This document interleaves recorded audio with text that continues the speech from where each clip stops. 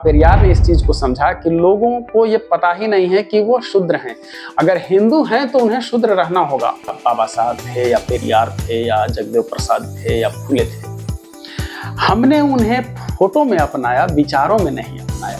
आरक्षण के खिलाफ ये जो आवाज उठाते हैं, ये समझते नहीं कि आरक्षण की शुरुआत ही हिंदू धर्म में सबसे पहले से है कि जो पूजा पाठ कराएंगे जो लोग, वो ब्राह्मण कराएंगे, शूद्र सफाई का काम करेगा, सेवा का काम करेगा।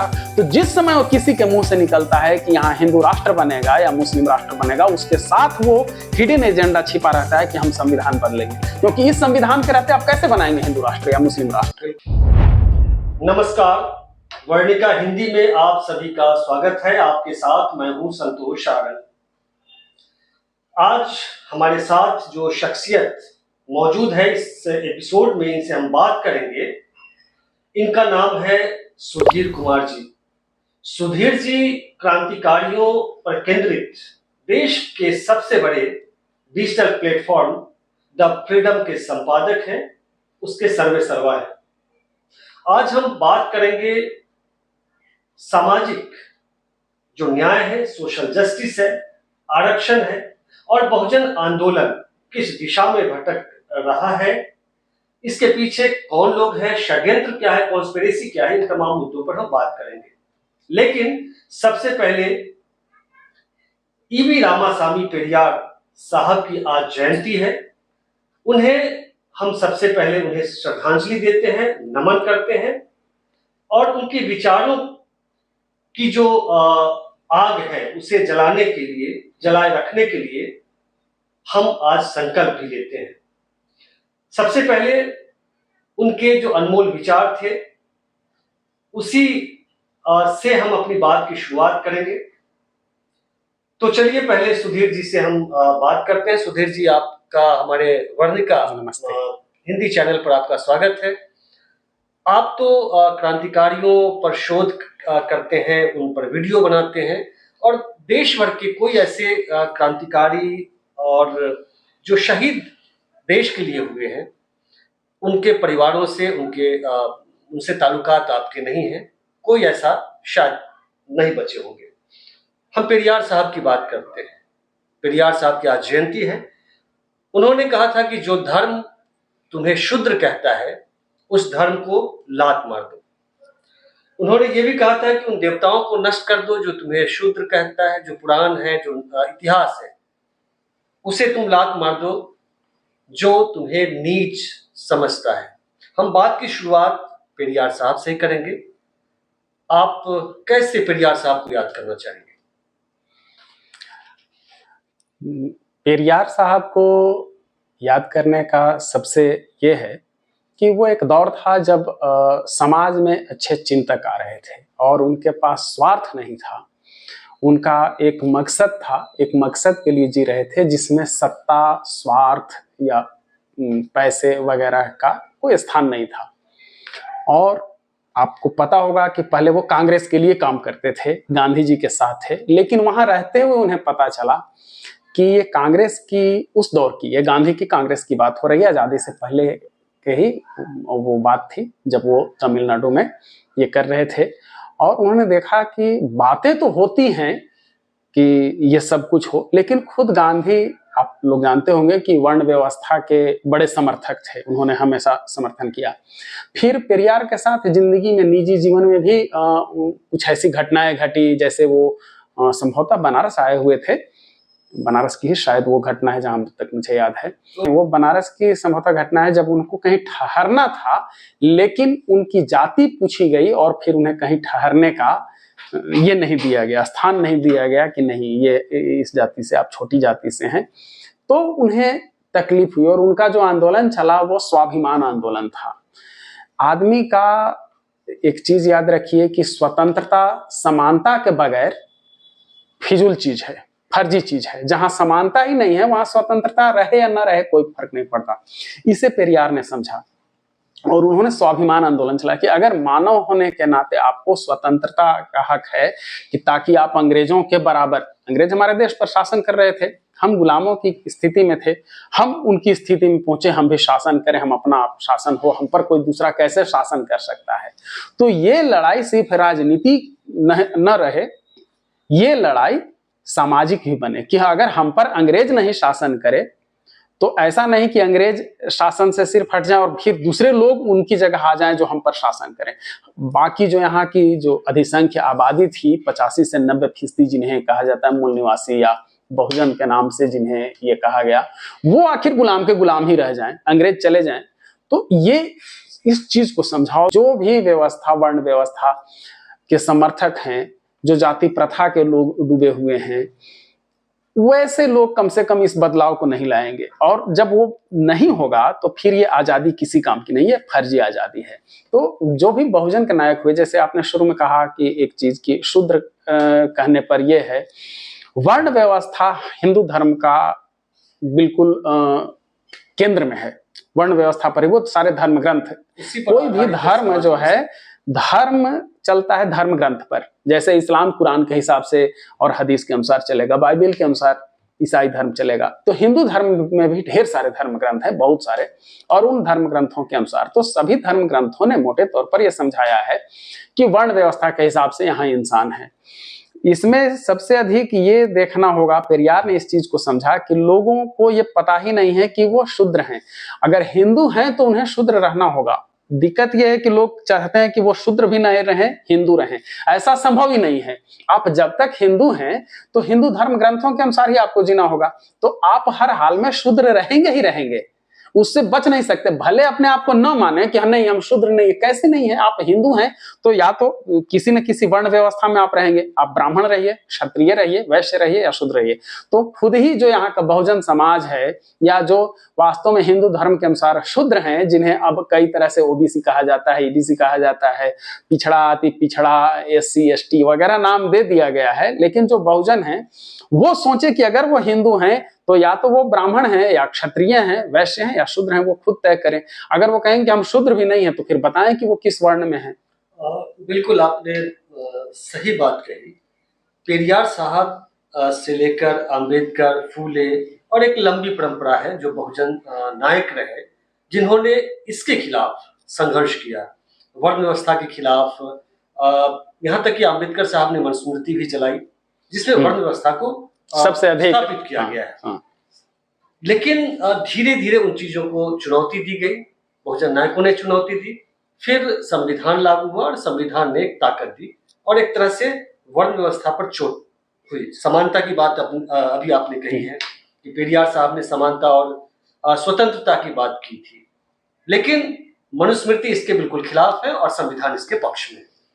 लेकिन पिछले 90 के दशक के बाद जब से मंडल कमीशन की सिफारिशें लागू हुई और बहुजनों का आंदोलन आगे बढ़ा, तो कमंडल लाया गया और बहुजन समाज को, दलित पिछड़े समाज को भटकाया गया मंदिर की ओर, धर्म की ओर, पाखंड की ओर, ताकि वे अपने अधिकारों को भूल जाएं। और तो अभी आपने देखा कि मंदिर और तमाम धार्मिक आयोजन लगातार हो रहे हैं। इस पूरी षड्यंत्र को, कॉन्स्पिरेसी को आप कैसे देखते हैं? बहुजन समाज के लोग आज संविधान पर चर्चा करने की बजाय शिव चर्चा में अधिक जुटा हुआ है। क्या देखते हैं आगे क्या होगा बहुजन समाज का? देखिए, मैंने कहा कि वो दौर था जिसमें कुछ सामाजिक सुधार हो रहा था, समाज सुधारक लोग आ जाए। 90 के बाद जो स्थिति बदली, उसका सबसे बड़ा यह हुआ कि हम बहुजनों के नाम का इस्तेमाल, बहुजन शब्द का इस्तेमाल सिर्फ वोट के लिए किया जाने लगा। जबकि आप देखेंगे कि पेरियार हो, अंबेडकर हो, फूले हो या इस तरह के और भी जो लोग हुए, उनको सत्ता से मतलब नहीं था, वो जागरूकता चला रहे थे। वो सत्ता के लिए, अंबेडकर सत्ता के लिए काम नहीं कर रहे थे। अंबेडकर साहब, बाबा साहब इतने खुद पढ़े लिखे थे कि वो चाहते तो अमेरिका में, इंग्लैंड में, वो जिस पद पर चाहते बहुत अच्छी नौकरी, बहुत अच्छे पैकेज पर काम कर सकते थे, शानो शौकत की जिंदगी जी सकते थे। उनको ख्याल था कि फिर मेरे इन बहुजन लोगों का क्या होगा, जिन्हें शूद्र कह करके, बल्कि 5वां वर्ण भी कहा गया, शूद्र से भी नीचे अछूत कहा गया, अस्पृश्य कहा गया, अनटचेबल्स कहा गया, उनका क्या होगा?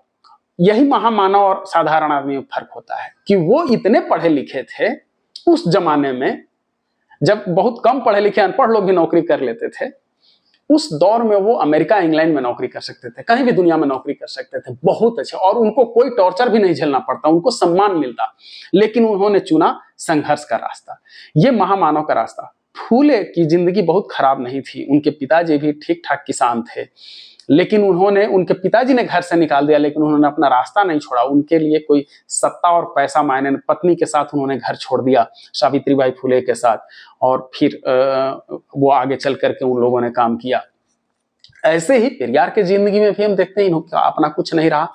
मुझे लगता है, जहां तक मेरा ख्याल है, कि कांशीराम संभवतः अंतिम वो व्यक्ति रहे, हालांकि वो राजनीति से जुड़े थे, लेकिन फिर भी उन्होंने जागरूकता पर बराबर का ध्यान दिया।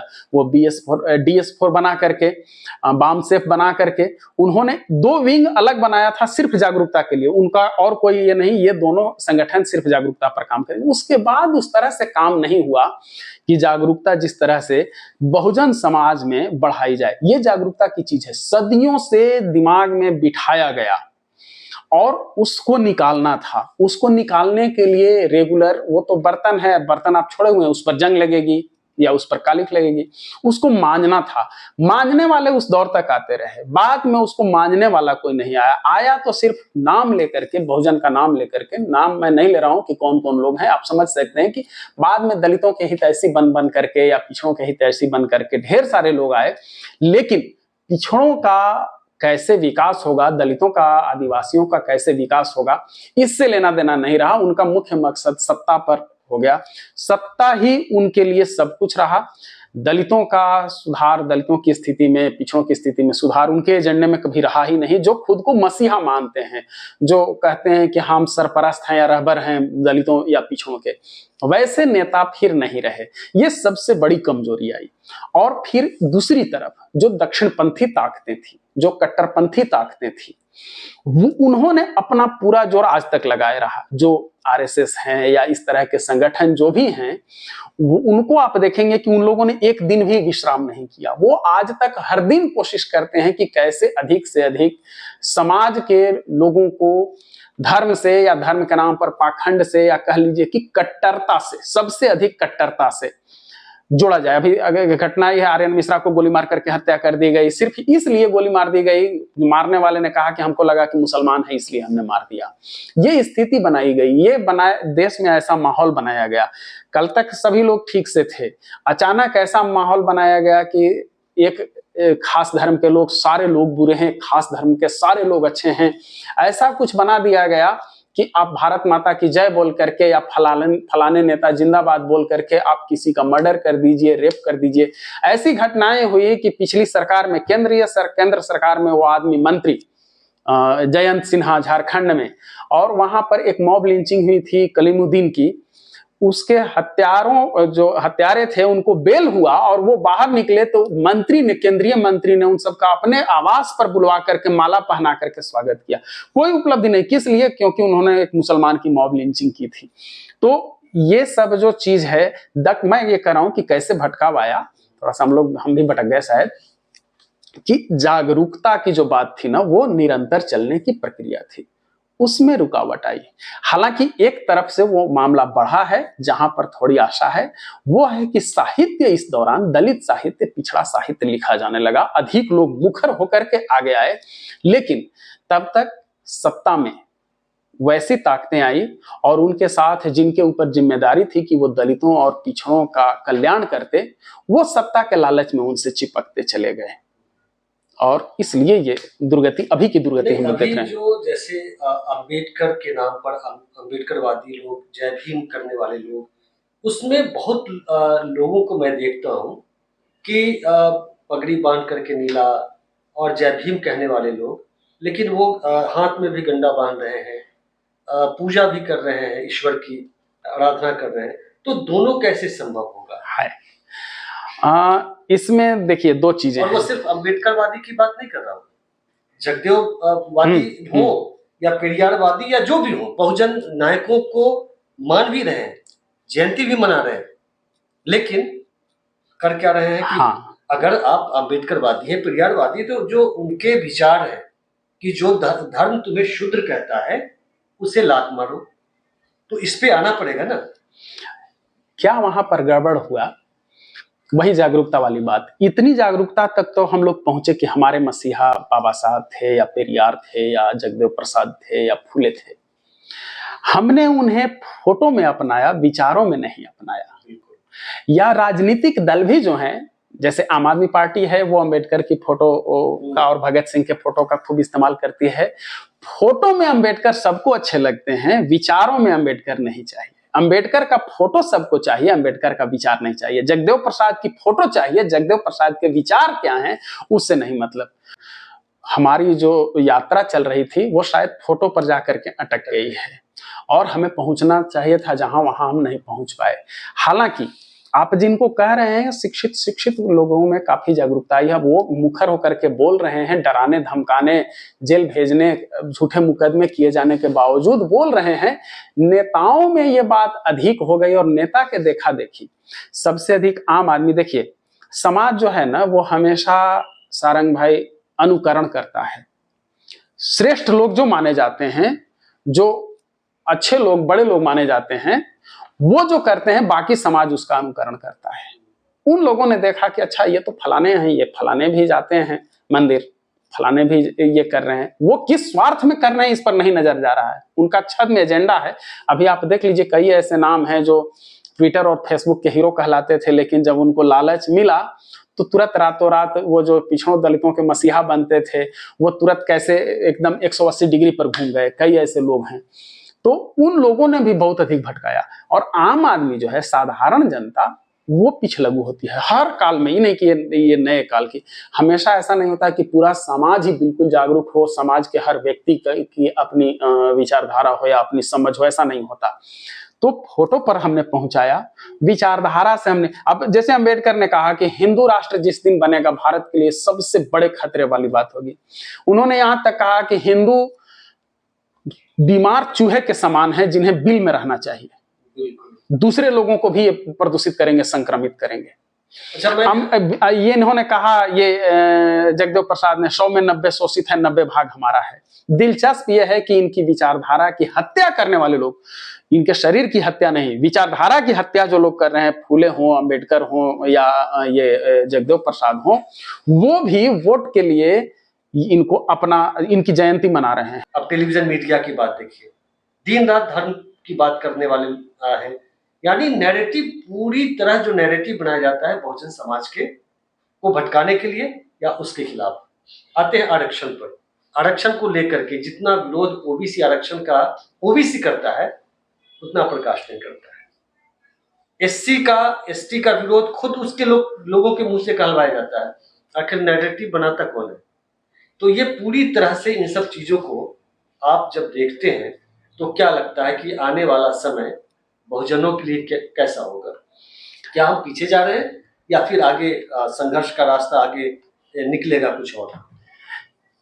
अगर आप जागरूक नहीं हैं तो कोई ना कोई आपको अपना मोहरा बनाएगा।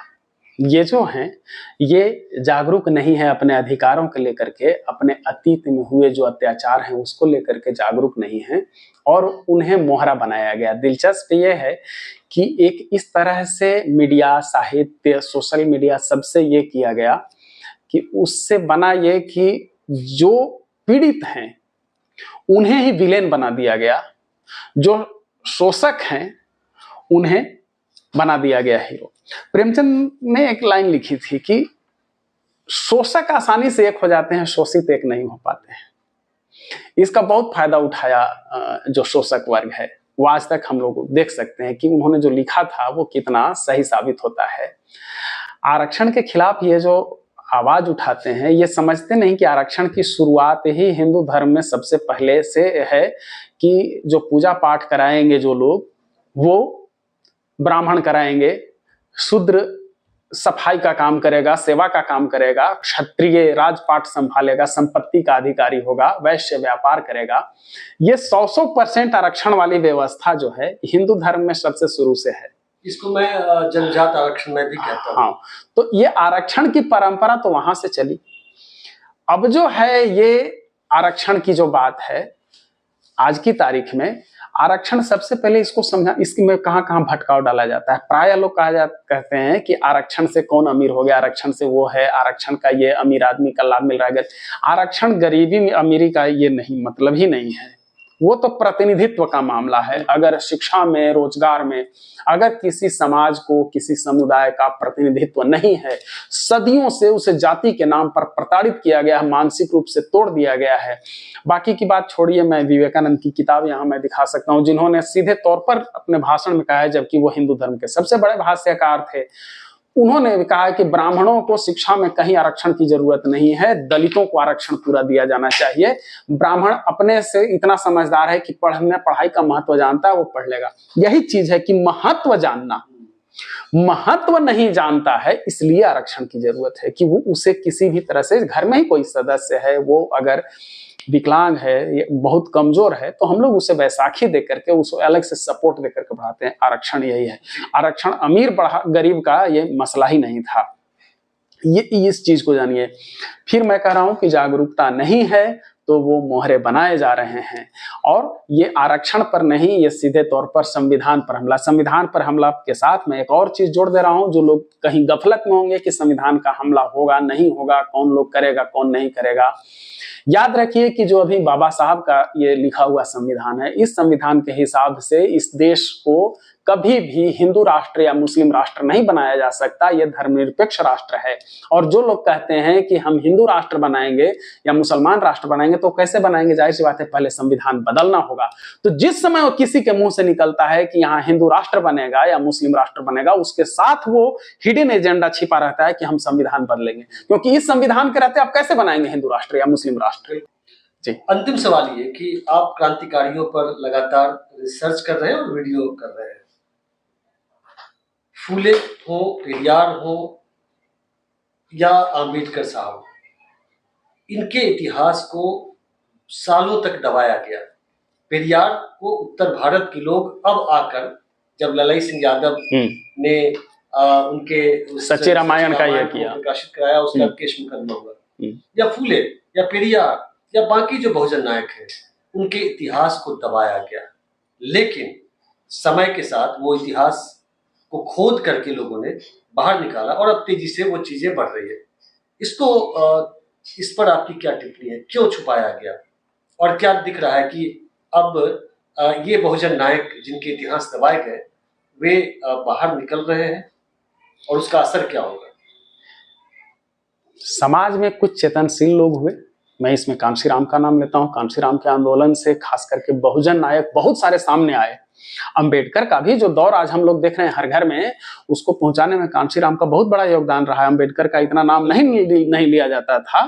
और बाकी फूले वगैरह का भी जो सामने वो लेकर के आए हैं, उन्होंने ये बताया कि ऐसे ऐसे लोग हुए और उस समय भी संघर्ष चला है। सबसे बड़ी बात होती है कि लोगों तक साहित्य पहुंचने का जो जरिया होता है, मीडिया है या पुस्तकालय है, आप वहां उनके साहित्य को रखेंगे ही नहीं तो वो लोगों से दूर रहे। उनके जैसे क्रांतिकारियों के साथ भी ये हुआ। क्रांतिकारी साहित्य बहुत सारा है, लेकिन प्रायः उससे बचा गया नहीं। तो ये जो दलित बहुजन नायक हैं, उनके साथ भी ये हुआ कि जो उनका साहित्य था या उनसे जुड़ी बातें थी, चीजें थी, स्थान थे, उन सब चीजों को इस तरह से लोगों तक पहुंचने से रोका गया। अब आप सोचिए कि एक लाइब्रेरी है कहीं, उस लाइब्रेरी में रामायण है, महाभारत है, कुरान है, बाइबिल है, लेकिन फूले का कोई साहित्य नहीं, अंबेडकर का कोई साहित्य नहीं। जबकि अंबेडकर ने इतना लिखा है कि एक आदमी पूरी जिंदगी पढ़ते रहे, इतना कुछ लिखा है। फूले ने उस दौर में लिखा गुलामगिरी। अब सोचिए कि कुछ किताबें संयोग से उपलब्ध है, नहीं तो और भी उन्होंने बहुत कुछ लिखा होगा। सावित्रीबाई फूले के कुछ 2-4 पत्र मिलते हैं, बाकी बहुत कुछ मिलता नहीं है। फातिमा शेख जो उनके साथ पढ़ाती थी, उनका कुछ ये नहीं मिलता। सावित्रीबाई फूले एक बहुत बड़ी कवित्री रही। हाँ, लेकिन बहुत कम लोग जानते हैं कि वो कवित्री तो चूंकि उनका आपके पास संसाधन नहीं, जो संसाधन है वो जुड़ गए हैं शोषकों के साथ, वो शोषक वर्ग में चले गए हैं।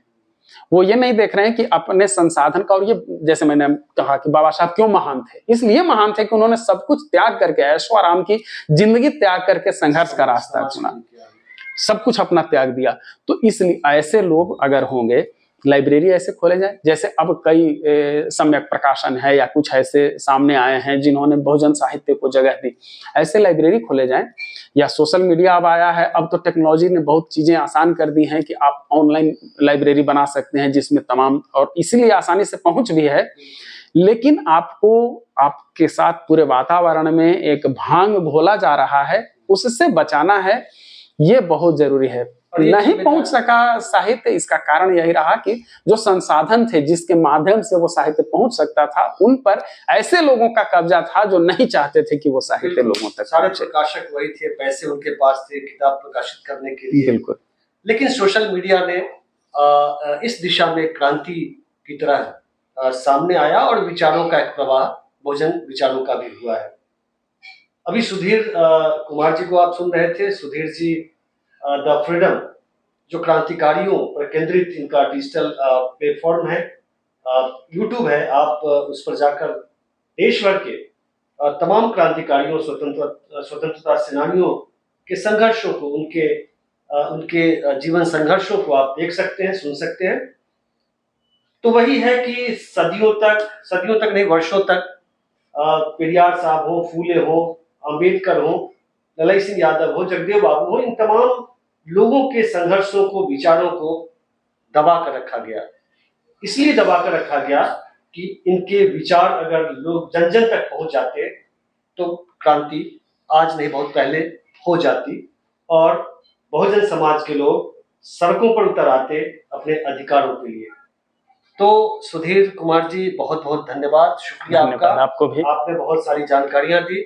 द फ्रीडम, फिर आपसे आग्रह कि द फ्रीडम पर जाएं और देश भर के क्रांतिकारियों के संघर्षों को, उनके विचारों को सुने, देखें, और इसी तरह से हम आगे आते रहेंगे, नए नए लोगों से आपसे रूबरू कराएंगे और जो काम कर रहे हैं सोशल मीडिया पर, यूट्यूब पर, अलग अलग क्षेत्रों में, उनसे हम आप तक पहुंचाएंगे उनके विचारों को, उनके काम को। तो इस एपिसोड में बस इतना ही। यह एपिसोड आपको कैसा लगा, आप अपनी प्रतिक्रिया कमेंट सेक्शन में जरूर दीजिएगा। तो दीजिए इजाजत, मिलते हैं अगले अंक में, तब तक के लिए नमस्कार, शुक्रिया।